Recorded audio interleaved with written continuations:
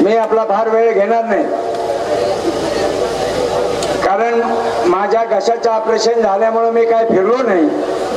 पण या तालुक्यात एवढी मोठी चर्चा सुरू झाली की दरेकर नानाचा काळ राष्ट्रवादी काँग्रेसमध्ये प्रवेश होणार आहे, अशा अनेक वल्गना देणारा बहुत दिलदार आहे पण चमचो से बेजार आहे, अशी परिस्थिती या तालुक्यामध्ये निर्माण झालेली आहे.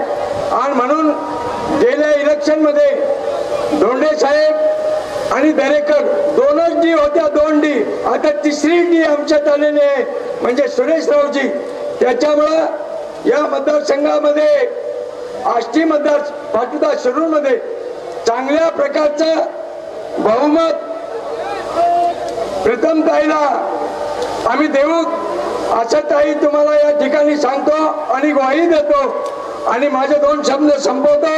जय हिंद, जय महाराष्ट्र. काम केलेलं आहे आणि म्हणून मागच्या वेळेस त्यांना जास्त जवळपास जेवढं बहुमत मिळालं होतं त्याच्यापेक्षा जास्त खासदार यावेळेस निवडून येण्याचं धोरण संपूर्ण देशात दिसतंय. मित्रांनो, पंकजाताईला थोडी घाई आहे, त्यांना आणखी 2-3 सभा करायच्यात, पण मी संपूर्ण मतदारसंघाच्या वतीने पंकजाताईला आश्वासित करू इच्छितो की यावेळेसची लीड जास्त राहील. या राष्ट्रवादीचे उमेदवार जे आहेत, काल त्यांची सभा झाली आष्टीला, काही लोक गेले होते सभा ऐकायला, इकडचे तिकडे जातात. आपल्या याच्यातली काही गेले होते ना ऐकायला तिकडे, पण गेले तरी मित्रांनो सभा ऐकायला गेले म्हणजे त्यांचं कोणी होत नसतं. या ठिकाणी आपल्याला माहिती आहे की नरेंद्र मोदी सारखा कर्तबगार पंतप्रधान परत आपल्याला द्यायचा आहे आणि कर्तबगार खासदार आपल्याला द्यायचा आहे. कड्याच्या जवळच रेल्वेचं काम चालू आहे. मागे एकदा 2 महिन्यापूर्वी 3 महिन्यापूर्वी पंकजाताई कड्याला आल्या होत्या, रस्त्याचं भूमिपूजन झालं आणि रेल्वेच्या रुळाची पाहणी झाली, रेल्वे लाईनची पाहणी झाली. हे काम पूर्वी जरी मंजूर झालेलं असलं तरी अलीकडच्या काळामध्ये याच्यावर पंकजाताईंनी आणि प्रीतमताईंनी फार लक्ष दिलं आहे.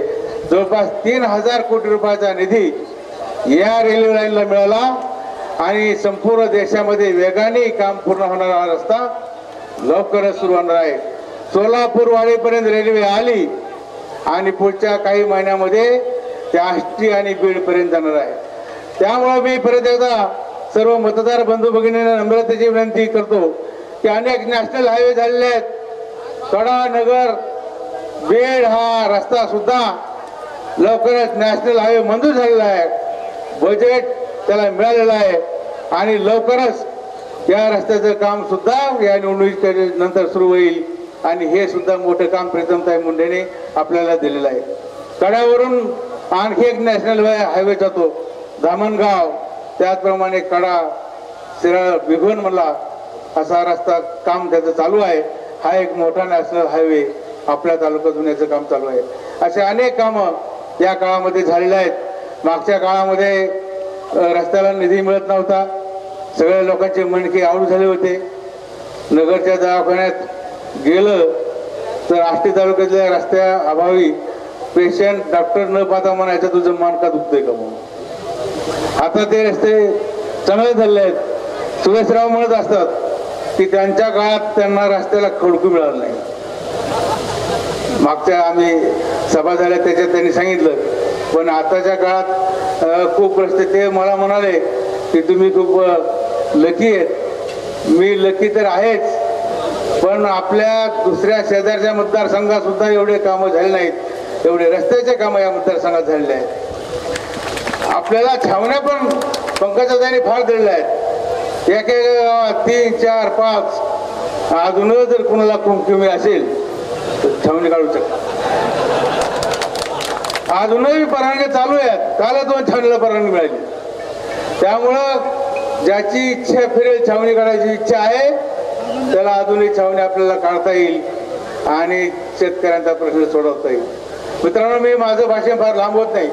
मी सर्व मतदार बंधू भगिनींना त्या मौलाली बाबाच्या दरबारामध्ये विनंती करतो की या ठिकाणी ज्या ज्या वेळेस सभा झाल्या त्यावेळेस यश आपल्याला निश्चित मिळालेलं आहे.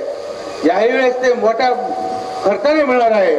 त्यासाठी सर्वांनी आपला वाटा उचलावा आणि प्रीतमताई मुंडे यांना प्रचंड मताने विजय करावं अशा प्रकारची नम्रतेची विनंती करतो. 2 शब्द पुरे करतो. धन्यवाद. धन्यवाद आदरणीय धोंडे साहेब. यानंतर प्रमाणावरती मोठी सभा अनेक दिवसाच्या नंतर आपण पाहिले असेल. आता हे जुनं सांगा म्हणले, काल जुन्याचं लय वाईट पाहायला मिळालं. अहो, पवार साहेबांपेक्षा किती माणसं मोठी केली हो काल. किती लोकांनी भाषण करावे याचं लिमिट सुद्धा. ते कोण आहेत? पवार साहेब राष्ट्रीय अध्यक्ष आहेत, या देशाचे वरिष्ठ नेते आहेत. त्यांच्या पुढे किती लोकांनी भाषण करावी याचं लिमिट मला वाटतं राष्ट्रवादींनी सोडलं. चिम्याला बोला, गोम्याला बोला, आंडू पांडू गांडू सबके सब. आणि ते भोरटे बिरटे काही लोक जे 1857च्या प्लासीच्या लढाईत सापडलेले,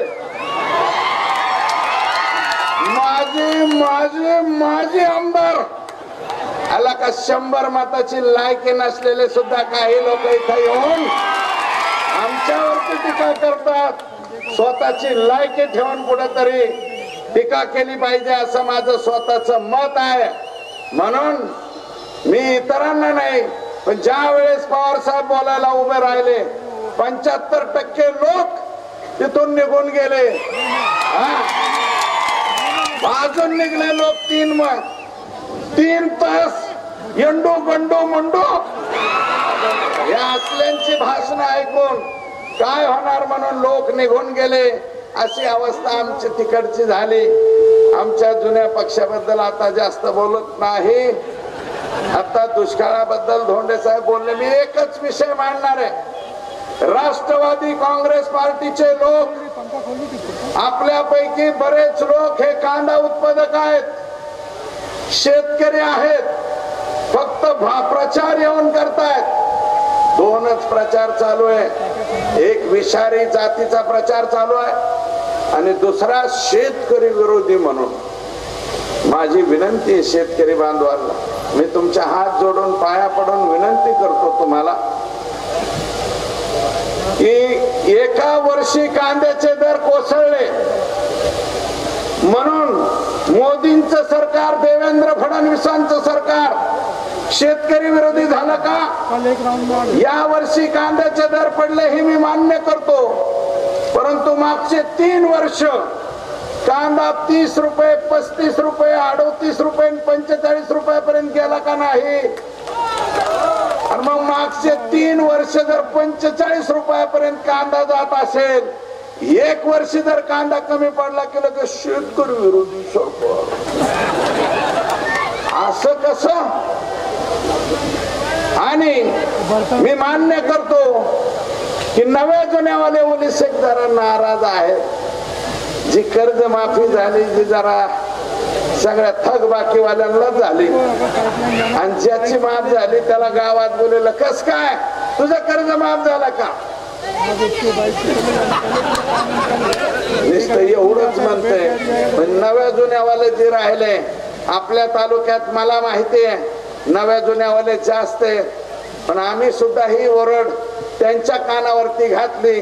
वरच्यांचं पण म्हणणे सगळंच लोकसभेच्या आधी केल्यावर विधानसभेला काहीतरी शिल्लक ठेवा, त्याच्यामुळं ते सुद्धा होईल अशा प्रकारची परिस्थिती आहे. आणि शेतकरी विरोधी म्हणतात. अरे काँग्रेस आणि राष्ट्रवादी काँग्रेस पक्षाचे लोक 60 वर्ष सत्तेत राहिलेले आहेत.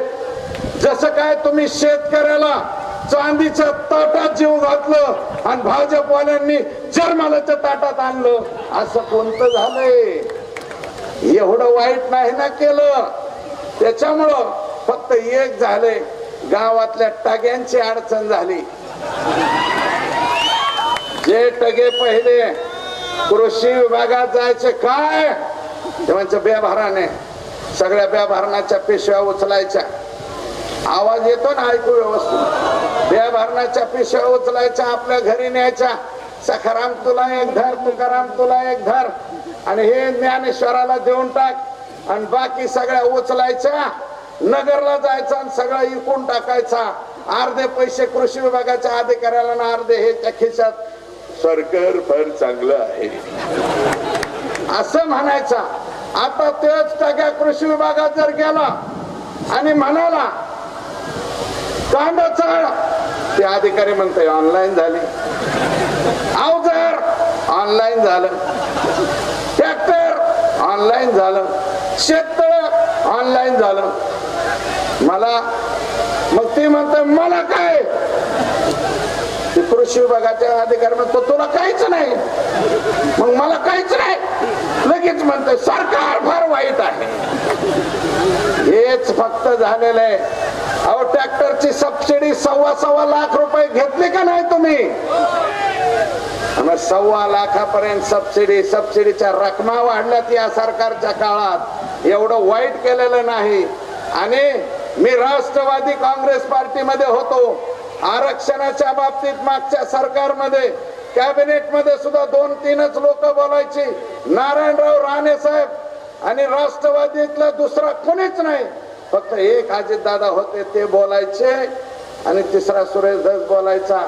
बाकीच्या राष्ट्रवादीच्या लोकांना मराठा आरक्षणावरती बोलण्याची त्यांची अजिबात लायकी नाही. बरेच लोक हे मराठा समाजाला कशावर आरक्षण मिळालं पाहिजे? आर्थिक स्थितीवर मराठा समाजाला कधीच आरक्षण मिळालं नसतं. पंकजाताई ज्या सरकारमध्ये आहेत त्या सरकारने अतिशय प्रामाणिक या राज्याच्या मुख्यमंत्र्यांची जात काढली गेली.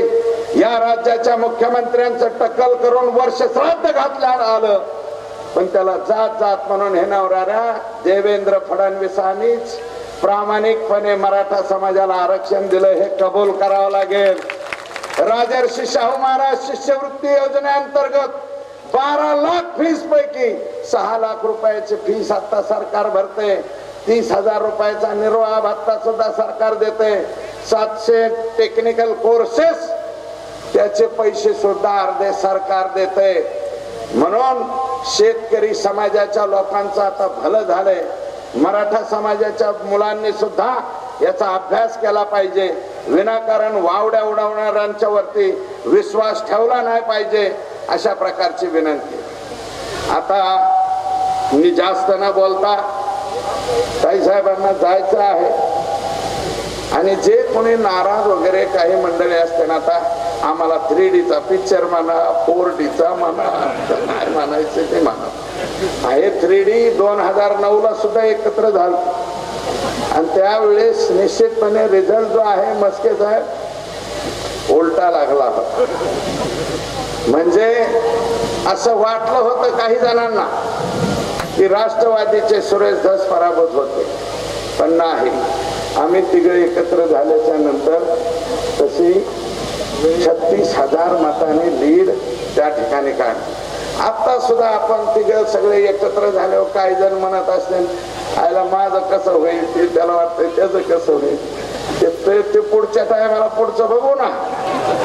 आता कुठं काढ, आता ती ह्या जगात समाधानी आयुष्यपत कोणीच नसते. जे ग्रामपंचायतचा सदस्य असतो त्याला वाटतं सरपंच व्हावा, सरपंचाला वाटतं पंचायत समितीचा मेंबर व्हावा, पंचायत समितीच्या मेंबरला वाटतं जिल्हा परिषदच्या सदस्याला वाटतं अध्यक्ष व्हावा, आणि त्याच्या पुढे त्याला वाटतं आमदार व्हावा, आमदाराला वाटतं राज्यमंत्री व्हावा. आम्हाला बी वाटतं का भाऊ, होय दोंडे साहेब वाटतं का नाही आपल्याला? आपण दोघे चौथ्या टनचे आहेत. आता त्यांना हळूच वाटतं राज्यमंत्री आम्ही व्हावा. आता मी राज्यमंत्री होतो, मला वाटतं मला बी त्याच्यापेक्षा वर जावा. हा, आणि ताई साहेबांना सुद्धा तुम्हाला पण समाधान आहे का नाही? आता जिथे आहेत त्याच्यापेक्षा वर जावा. हा, मग ते लोकांची इच्छा आहे ना, त्याच्यामुळं समाधानी सगळेच होऊ शकत नाही. परंतु या जिल्ह्याच्या डेव्हलपमेंट मध्ये अतिशय महत्वाचा वाटा या दोन्ही भगिनींनी उचललेला आहे. आमची भगिनीची उभी आहे, त्यांनी फक्त रेल्वेच नाही आणली, अरे फक्त निवडणूक आली की झुक झुक झुक झुक झुक झुक झुक झुक गाडी यायची. परंतु या प्रीतमताईंच्या कालावधीमध्ये इथपर्यंत आली का नाही. आणि खुंटेफळ साठवण तलाव जो आपल्या सगळ्यांचा महत्वाचा प्रकल्प आहे, त्या प्रकल्पाचा एन्व्हायरमेंटल क्लिअरन्स हा प्रीतमताई मुंडे यांनी मिळवून दिलेला आहे. त्याच्याबद्दल तुमचे आभार आपण सगळ्यांनी मानले पाहिजे. 27,000 हेक्टर क्षेत्र या तालुक्याचा ओलिताखाली येणार आहे असा महत्वाचा प्रकल्प स्वतः गडकरी साहेब, त्याच्यानंतर हर्षवर्धन साहेब यांच्यापर्यंत येऊन मी, धोंडे साहेब आम्ही जाऊन त्या प्रकल्पाची NOC आपल्याला प्राप्त झालेली आहे. ही माननीय प्रीतमताईंनी दिलेली आहे. म्हणून प्रीतमताईंना आपल्याला सगळ्यांना मतदान करावं लागणार आहे. माझी विनंती आहे आपल्याला वर हात करा बरं, कोण कोण मतदान देणार आहे. वा, काय अडचणच नाहीये. आणि आता धोंडे साहेब म्हणाले की बाबा कालच्या सभेला जात असते आष्टी तालुका लय हुशारे, सगळ्या पक्षाची भाषण ऐकत ती काय सोप येत काय कधी, जे आपल्याकडे तिकडं बी जाऊन येतात. कोणाचं काय चाललंय, याच काय सगळ्याच बघून मत देणारी गडी ती काय सोप येत का. आमची नाराजी नाही, लोकशाही आहे. लोकशाहीमध्ये सगळ्यांची भाषण ऐकली पाहिजेत. परंतु माझी हे म्हणाले जुन्याबद्दल बोला म्हणून मला एक गोष्ट आठवली. एक होता राजा, मोठा लट राजा, आणि त्या राजाला काय होतं तुम्हाला सांगतो, पशुपक्ष्याचा नाद होता. आणि ते पशुपक्षी आहे ना, सगळे पशुपक्षी पाळायचे, चिमण्या, कावळे, पोपट, हे ते सगळे पक्षी पाळले राजाने. आणि त्याचा सर्वात आवडता पक्षी कोणता राजाचा, तर तो पोपट होता बर का. आणि काय झालं, रोज तो पोपट राजाच्या कानात मिठू मिठू मिठू मिठू. ते आनंद शिंदेचं गाणं होतं ना, जेव्हा नवीन पोपट हा, मला वाटतं प्रल्हाद शिंदेचा मुलगा आनंद शिंदे, आणि आता आनंद शिंदेची मुलं सुद्धा अतिशय चांगलं गायनाचं काम. जेव्हा नवीन पोपट हा लागला मिठू मिठू बोलायला, हे मागच्या काळात आम्ही तरुण असतानाच गाणं होतं बरं का. तसं ते मिठू मिठू बोलायचं आणि राजा त्याच्या कानात ऐकायचं. हा, सगळं ऐकायचं. राजाचा लयच विश्वास त्याच्यावर बसला एकदम पक्का. आणि ते बी अगोदर चिमण्या, कावळं, बाकीचे bird, slow bird, snow bird, असे सगळे बर्ड. पण त्या सगळ्याच्या मागून पोपट आला आणि पोपट नुसता गोड गोड बोलायला. आणि मग त्या पोपटाने काय भरपूर चालू केलं. आणि नंतर काय झालं, एक दिवस ते पोपट गेला. आता गेला पोपट, पण राजाला, प्रधानाला सांगता येईना, सरसेनापतीला सांगता येईना, आणि हावल्या दावल्याला सांगता येईना काय झालं. पहिल्यांदा हावल्या दावलं गेलं, म्हणले राजे पोपट काही खाईना माघाऱ्या. सरसेनापती गेला, राजे पोपट पाणी प्यायना. आणि तिसरा गेला, म्हणले राजे पोपट डोळे झाकायला लागला. पूर्ण गेला असं सांगितलं. मग राजा उठला आणि डायरेक्ट तडाक देशी जिथं पोपट होता तिथे गेले. राजाने बघितलं पोपट मेला. राजाने अरे म्हणले हे तर पोपट मेला, तुम्ही मला का सांगितलं नाही. ते बाकीचे म्हणले राजे पोपटाबद्दल जर काही सांगितलं तर तुम्ही कारवाई करता, त्याच्यामुळे आम्ही काही सांगितलं नाही. तर म्हणले काय काय झाले. जसे पोपट मागून आला, पण सुरेश दासची हकालपट्टी, जयदत्त अण्णाच्या घरात राखेल, आणि अमरसिंह पंडित बिन पाहण्याचाच गेला. हे बिघान. त्यामुळे हा जो पोपट आहे, हा पोपट निस्ता गोड गोड बोलणारा पोपट आहे. पोपटाचं नाव बी घेणार नाही. कळालं का नाही तुम्हाला पोपट? आणि मी त्या राजांना विनंती करतो, राजे आता नाही या पोपटाचं करणार. लोकसभेचा निकाल लागू द्या. हा पोपट 100% जो पहिला गोष्टीतला पोपट गेला तसा हा पोपट गेलेला. सुरेश दसानी मराठा समाजाच्या आरक्षणाचा मुद्दा घेतला. मी ज्या समाजातून बिलॉंग करतो त्या समाजाबद्दल बोलणं माझं नैतिक कर्तव्य आहे. धनगर समाजाचा आरक्षणाचा प्रश्न महादेव जानकरनंच चालू केलता आणि महादेव जानकरच येईल करणार आहे, विसरता कामा नये. आपल्याला नम्रपणे सांगतो, कॅबिनेटमध्ये पंकजाताई देवेंद्र फडणवीस या माणसाने आदिवासीच्या सवलती देण्यासाठी बजेटची तरतूद केलेली आहे. धनगराच्या पोरीला शिक्षण फुकट, पोराला शिक्षण फुकट, त्या माणसांना घर देखील फुकट आणि एवढंच नाही तर जमीन घ्यायला देखील फुकट अशा व्यवस्था करण्याचं काम या फडणवीस सरकारनं केलेलं आहे. कोर्टामध्ये धनगराला जे अपेक्षित आहे ते ऑफिडेव्हिट राज्याचे मुख्यमंत्री देवेंद्र फडणवीस आणि माझी बहीण पंकजताईंनी दिलेला आहे बांधवांनो. त्यामुळे थोडा नम्रपणे सांगतो, राष्ट्रवादी काँग्रेसच्या वर्गाला पडू नका. त्यांनी आजपर्यंत अहवाल दिलता ते धनगराला आरक्षण मिळू नये म्हणून, पण आम्ही जो प्रयत्न करतोय पोटाच्या दिंडीपासून ते मिळण्यासाठी, दिल्लीचं कधी मिळेल तेव्हा मिळेल, पण महाराष्ट्राचं आरक्षण आदिवासींचं देण्याची भूमिका पंकजाताईने केलेली आहे. मुंडे साहेबांचं स्वप्न होतं या समाजाला न्याय मिळावा, ते देण्याची. सभेच्या मागे गर्दी असं चित्र मी पाहिलेलं नाहीये. ही गर्दीच प्रीतम मुंडेंना विजय देणार हे आज निश्चित आहे. आता तुम्ही भाषण ऐकायला आलात का नुसतं का मतदान हे करणार आहे?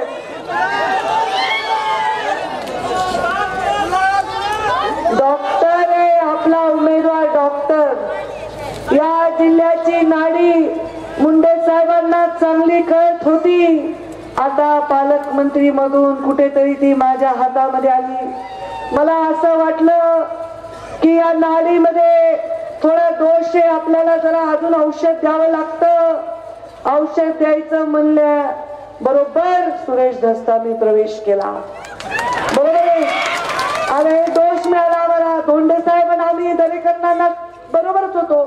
आता हे 3D झाले. 3D दरेकर, धोंडे आणि धस 3D पिक्चर बघायचा. 3D असे 3D झाले. परत वाटलं थोडं औषध अजून पाहिजे. आम्ही मोहन जगतापांचा प्रवेश माजलगाव मध्ये केला. पुन्हा वाटलं जरा अजून आपल्याला काही थोडे विटामिन पाहिजे. आमच्या डॉक्टरची प्रीतमताईंनी नाडी बघितली, मग पूर्ण शिवसंग्रामच रिकामं करून टाकलं. पुन्हा वाटलं थोडं अजून जरा एक औषध पाहिजेच. ते एक औषध फार भारी राहिले. राष्ट्रवादी तर बिमार पक्ष झाला. आता राष्ट्रवादीचं नाव आता भ्रष्टवादी म्हणत होते मी, आता बुद्धी भ्रष्टवादी म्हणायचं. आणि मग शेवटचं औषध म्हणजे जयदत्त क्षीरसागरांना सुद्धा आपण आपल्या सोबत घेतले. म्हणजे या जिल्ह्यामध्ये एक जमाना असा होता की राष्ट्रवादीचे 5 आमदार होते, पंकजा मुंडे एकटीच आमदार होती भाजपची. आता काय झालंय? 5 आमदार होते, पुन्हा 6 MLC होते. 1 डझन आमदारांना 0 वर आणून ठेवले. कुणी रे? मी नाही. मी नम्रपणे सांगते, मी नाही. त्यांच्याकडे जे कोणी आता ज्यांचा पायगुण तिकडे झालाय ते लोकांनी या राष्ट्रवादीचा सत्यानाश करून टाकलेला. म्हणजे पवार साहेबांनी एका काळामध्ये काँग्रेसला सोडायचं ठरवलं, अख्खा काँग्रेस पक्ष सोबत घेऊन राष्ट्रवादी निर्माण केली की नाही. आणि त्यांनी जे चुकीचे माणसं आता राष्ट्रवादीत गेले ते आमच्याकडे होते ना, सत्ताच नव्हती आमच्याकडे. जेव्हापासून ते राजकारणात आले आमच्याकडे सत्ता नव्हती. आता ते राष्ट्रवादीकडे गेले. राष्ट्रवादी कधीच जन्मात सत्तेवर येऊ शकणार नाही, माझी भविष्यवाणी. आज देशामध्ये काय वातावरण चाललंय? या देशामध्ये प्रधानमंत्री नरेंद्र मोदी हे परत प्रधानमंत्री व्हावे यासाठी देशामध्ये प्रत्येक जण डोळे झाकून भाजपच्या मागे, NDAच्या मागे आपली ताकद उभा करत आहे. आमच्या बीड जिल्ह्यात काय चाललंय? आमच्या बीड जिल्ह्यातल्या राष्ट्रवादीच्या डोळ्यामध्ये बिब्बा पडला. बिब्बा बनतो खेड्यामध्ये, बनतो की नाही आपण खेड्यामध्ये? माझ्या नवऱ्याला कळणार नाही म्हणून सांगले खेड्यामध्ये म्हणतात बिपा पडलाय त्यांना दिसत नाही. ते माझ्या नॅशनल हायवेच्या शेजारी सभा घेतात आणि म्हणतात कुठे विकास. ते माझ्या मुख्यमंत्री ग्रामसडक योजनेवरून मस्त जेवण करून पोटातलं पाणी न हलता येतात आणि म्हणतात कुठे विकास. रेल्वेच्या रुळाला ओलांडून जाऊन सभा घेतात आणि म्हणतात कुठे रेल्वे. अरे यांचं डोकं फिरलंय का काय. आणि हे कुणी केलंय मग सगळं आम्हीच केलं सगळं आम्हीच केलं. अरे देशात प्रधानमंत्री कोण आहे कोण आहे बरं सांगा बरं. वा हुशार आहेत तुम्ही लोक. मुख्यमंत्री कोण आहे मी कोण आहे. खासदार कोण आहे खासदार कोण आहे. आमदार तर तुमची डबलच लॉटरी आहे. डबलच आहे की नाही. 25-15 2 मुख्यमंत्री ग्रामसडक योजना 2 छावण्या सुद्धा 2. त्यांच्या जिल्ह्यामध्ये ऊसतोड कामगारांच्या लवादावर गोपीनाथ मुंडेंच्या जागी मी आहे. माझ्या मंत्रिपदापेक्षाही मोठी उपाधी आहे. आणि मी गेल्या 3 वर्षात 2 वेळा एवढ्या प्रचंड दुष्काळात माझ्या ऊसतोड कामगारांना त्यांच्या मजुरीमध्ये वाढ मिळवून दिली. त्यांच्या महामंडळाची स्थापना केली. माझा भाऊ काही थापा मारतो बाबा म्हणे ऊसतोड कामगार महामंडळ रद्द करण्याच्या कागदावर पंकजा मुंडेंनी सही केली. काही बोलायचं म्हणजे काय. माझी सहीच नाही ती कामगार मंत्र्याचा विषय. पंकजा मुंडेंनी कशावर सही केलेली नाही. ऊसतोड कामगार महामंडळ आहे. 100 कोटी मंजूर झाले त्याच्यात 20 कोटी वर्ग झाले. पण द्यायचे कुणाला कुणाला द्यायचे. रजिस्ट्रेशन आहे का ऊसतोड कामगाराचं. नोंद आहे का. असंघटित कामगार आहे. प्रत्येक कारखान्याकडे गेलो याद्या मागितल्या कुणाकडे याद्या नाही काय.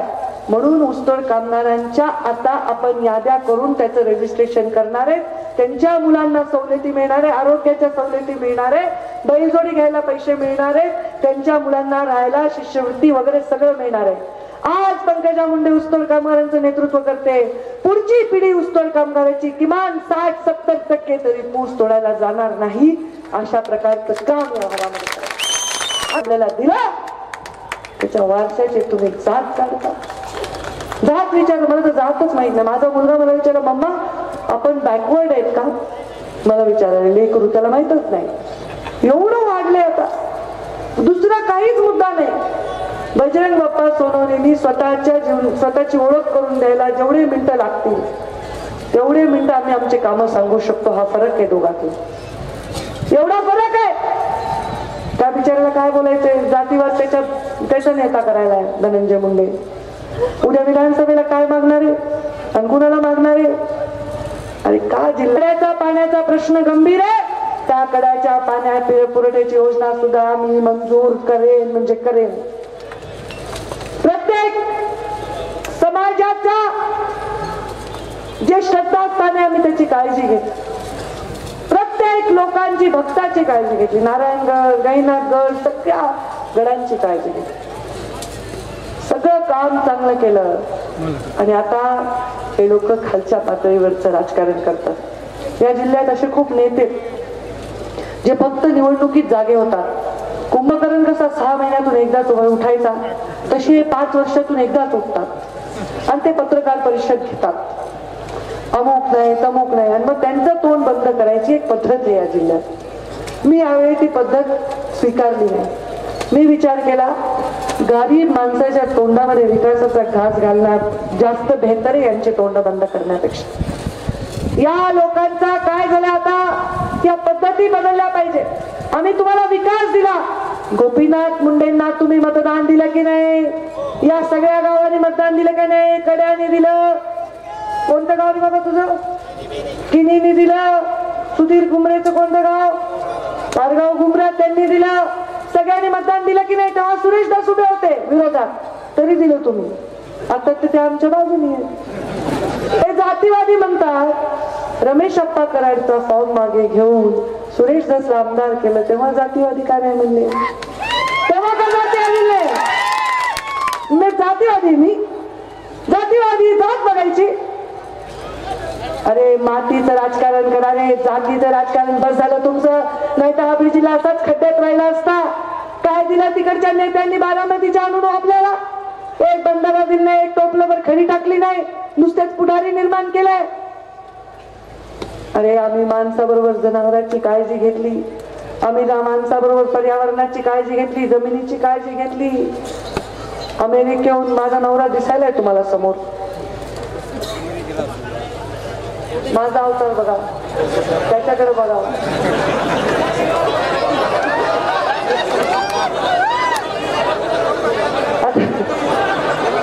भाऊजी उभा राहा, पहिली वेळ आहे तुमची एवढ्या मोठ्या सभेला येण्याची. त्या एवढा चांगला नवरा माझा हिरो सारखा, त्याला सोडून मी माती चिखलात उन्हात आणत फिरते. आता भाऊजी आल्या आल्या म्हणजे माझ्या बायकोचा तुम्ही अवतार करून टाकला.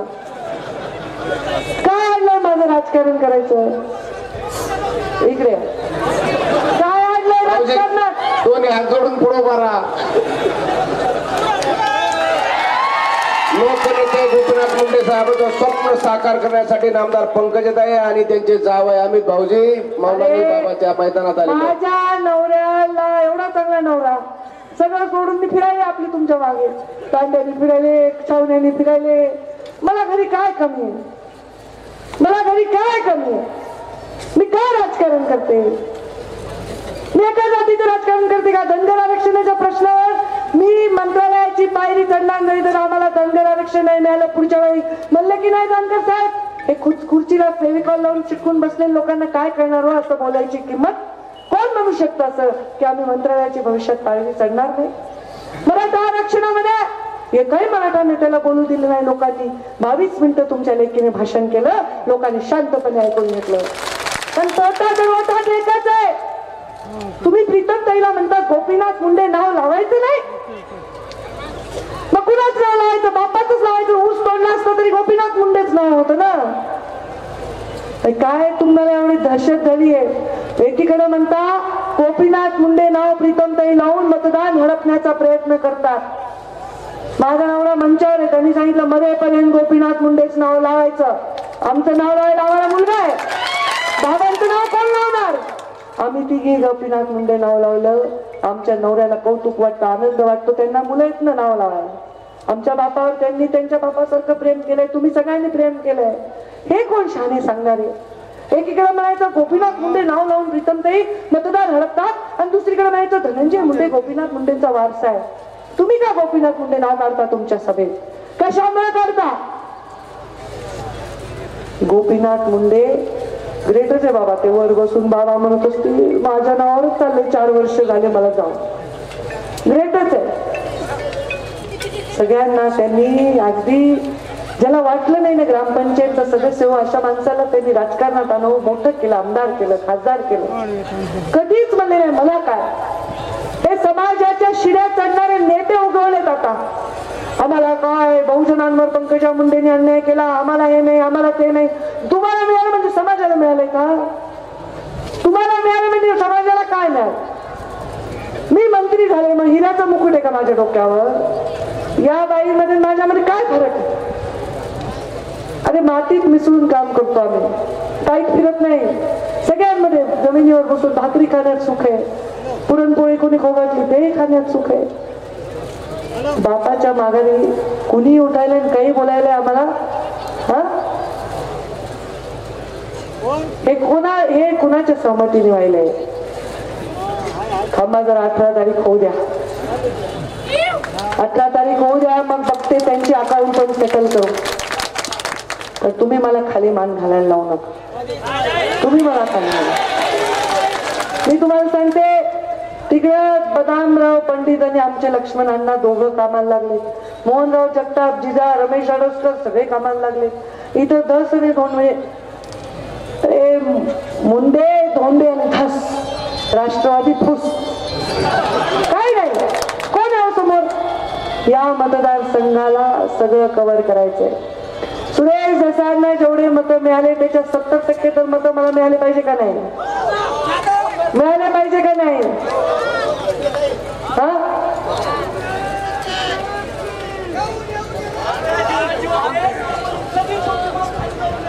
माझी मान खाली जाऊ देणार नाही ना. देशात प्रीतमताई राज्यात मी नाव मोठं करेन असं वाटतं की नाही? गोपीनाथ मुंडेंचं स्वप्न पंकजा मुंडे एक दिवशी पूर्ण करेल आणि या महाराष्ट्रामध्ये सगळ्यात मोठा आणि विजयी असलेला आणि विकसनशील असलेला जिल्हा हा बीड असेल. आणि मुंडे साहेबांकडे तर काहीच नव्हतं. मी आमदार होते, आम्ही फाटके सगळे कार्यकर्ते पळत होतो, तरी निवडून आले 1.5 लाखाने. तरी निवडून आले 1.5 लाखाने. कारण गोपीनाथ मुंडेंवर विश्वास होता. गोपीनाथ मुंडेंचा विश्वास आणि प्रीतम मुंडे आणि पंकजा मुंडे आणि आमच्या सगळ्यांचा विकास हे मतदारांना पुरेसा आहे का? अजून काय पाहिजे? ते तर तुमच्याकडे पुन्हा येणार पण नाही. अर्ध्या गावात मतदानाला पण पोहोचलं नाही हो. आणि म्हणाले आमचं एक पोरगा हे आमचा ममदापूर पाटोदा म्हणून गाव आहे, जामदार म्हणून तिथला उपसरपंच मराठा समाजाचा युवक आहे. त्यांनी भाषण केलं, ताई आम्हाला निरोप आलाय जातीसाठी माती खा. त्यांनी भाषण केलं पोराने, रेकॉर्डवर आहे, मी खोटं नाही बोलत. तुम्हाला ताई आता बस, लहान लेकरू माती खाते म्हणे. आता मी 40शीला आलो, 40 वर्ष झाले, 18 वर्षापासून मतदान करतो. जातीसाठी माती खा, जातीसाठी माती खा ऐकलो. त्यांनी आम्हाला मातीच चालली हो. कधी आम्हाला विकास दिला नाही. तुम्ही आमच्या गावात पाणी आणलं, तुम्ही आमच्या गावात रस्ते आणले, आमच्या गावामध्ये स्वच्छता आणली, आमच्या माऊलीला बचत गट दिले, पैसे दिले, सगळं तुम्ही केलं. आता आम्ही माती खाणार नाही. अरे तुम्ही सर्वजण तळमळीने भाषण करायची गरज आहे का? करोडो रुपये दिले या जिल्ह्याला, एवढा विकास दिला, ओळख दिली. अरे संविधानावर मी काहीतरी बोलले असं आता आमचे रिपाईचे नेते म्हणत होते, असं काहीतरी व्हायरल झाले. व्हायरल म्हणजे व्हायरल इन्फेक्शन होते ना तुम्हाला? ताप येते, खोकला येते, थंडी वाजून येते, व्हायरल होत आहे का नाही? व्हायरल चांगलं असते का वाईट असते? औषध घ्यावं लागते व्हायरल झाल्यावर, औषध. हे माझ्याविषयी व्हायरल झालं, मी असल्या गोष्टींना भीक घालत नाही. महामानव डॉक्टर बाबासाहेब आंबेडकरांच्या विषयी या महाराष्ट्रात श्वास घेणाऱ्या, देशात श्वास घेणाऱ्या प्रत्येक व्यक्तीला फक्त आणि फक्त आदर होता. अरे एवढी मोठं संविधान, एवढी मोठी घटना त्यांनी दिली, माझ्याविषयी तुम्ही काहीतरी बोलता. पंकजा मुंडे एवढी एकटेच आहे म्हणणे अट्रॉसिटी रद्द झाली नाही पाहिजे, कवच कुंडल आहे दलित समाजाच्या माणसाला. अट्रॉसिटीचा गैरफायदा कोणत्या दलितांनी घेतला नाही. दलिताच्या माघारी कोण उभं राहून त्याच्या खांद्यावर बंदूक चालवते त्यांनी घेतलाय. मला हे लोकांना यामुळे अशा प्रकारे माझ्यावर खोटे आरोप अजून होणारे. संविधान बदलायला निघाला पंकजा मुंडे, काल भाषण केलं. हे चिक्की खाण्यासारखं सोपं नाही. सोपं चिक्की खायला काय लागते? सारखं माझ्यावर चिक्की खाल्ली, मोबाईल खाल्ली. माझं पचन संस्था एवढी आहे का? काही खाल्लंच म्हणायलाय माझा भाऊ, त्याला खायची आर्ट आहे, खाण्यामध्ये तो PhD आहे, म्हणून त्याला वाटतं की सगळे खात. आता कालच भाषण ऐकलं मी, 200 कोटी रुपयाची चिक्की 200 कोटी खाल्ले, असं करता येते का? अरे तुम्ही तर मेलेल्या माणसाच्या नावाने जमिनी लिहून घेतल्या, तुम्ही काय बोलता? बिचारे अमरसिंह पंडित एवढा चांगला मित्र, स्वतःला विरोधी पक्षनेते पद मागायचं सोडून ह्याला मागितलं आणि चांगला बर्फाचा खंजीर पाठीत खुपसला. अरे जे रक्ताच्या माणसाचे होऊ शकत नाही त्यांचे काय होणार? काल पवार साहेब म्हणाले नरेंद्र मोदींनी आमच्या घरात बघू नये, आमचं घर एक आहे. पवार साहेब थोडं आमच्या भावालाही शिकवा, तुमचं घर एक आहे ह्याला शिकवा ना. भाषण म्हणजे पंकजा मुंडे, अरे विकासावर नाही तर नरेंद्र मोदी. नरेंद्र मोदीचे तुमचे लायकी तरी एखाद्या नरेंद्र मोदींवर बोलायची. तुम्ही काय बोलायला? तुम्हाला नरेंद्र मोदी ओळखत पण नाही, तुम्ही काय बोलायला? अरे तुम्ही जिल्हा परिषद चालवली नाही, तुम्ही देश चालवायचे काय गप्पा हाकता? तुम्हाला काय आले आयुष्यामध्ये भाषण करायला? आमच्याकडे असे काही कार्यकर्ते असतात जे आम्ही सभेला पुढे पाठवतो, करमणूक करण्याला आणि लोकांना भाषणामध्ये अडवून ठेवायला बसलेले असतात. तसं यांचं काम आहे. पुढच्या या निवडणुकीनंतर भाषणामध्ये पुढे कलाकार पाठवतो ना आपण, एखादे बाबा तुम्ही पब्लिकला बोला, भाषण करा, तसं भाषण करणे एवढंच आर्ट आहे, दुसरं काही केलं नाही. कधीही कोणतंही सामाजिक काम केलं नाही, एकही काम यांच्या नावावर या जिल्ह्यामध्ये नाही. बस झालंय नाटक, बस झालंय ब्लॅकमेलिंगचं राजकारण, बस झालं. मला आवडत नाही हे बोलायला, मला लाज वाटते, मला पीडा वाटते, पण काय करावं, उत्तर द्यावं लागतं ना. उत्तर नाही दिलं तर सगळ्यांना खरंच वाटेल माझ्यावरचे आरोप, तोंड तर मला उघडावं लागेल. आता असं मतदान करा, असं मतदान करा. बघा सावली धरली तुम्हाला, ईश्वराचे आशीर्वाद. असं मतदान करा की पुढे भाषण करायची गरजच नाही पडली पाहिजे. यांनी पाहून झोपलं पाहिजे, आणि तुम्ही करणार ना? प्रीतम ताईंची निवडणूक तुमच्या ओटीत टाकून जाते, जाऊ ना? पाटोद्याला जंगी विजयी सभा घ्यायची ना? मग आता हात वर करा, हाताच्या मुठी आवळा आणि घोषणा द्या, फिर एक बार मोदी सरकार खरं करण्यासाठी फिर एक बार प्रीतम मुंडे खासदार ते झालंच पाहिजे.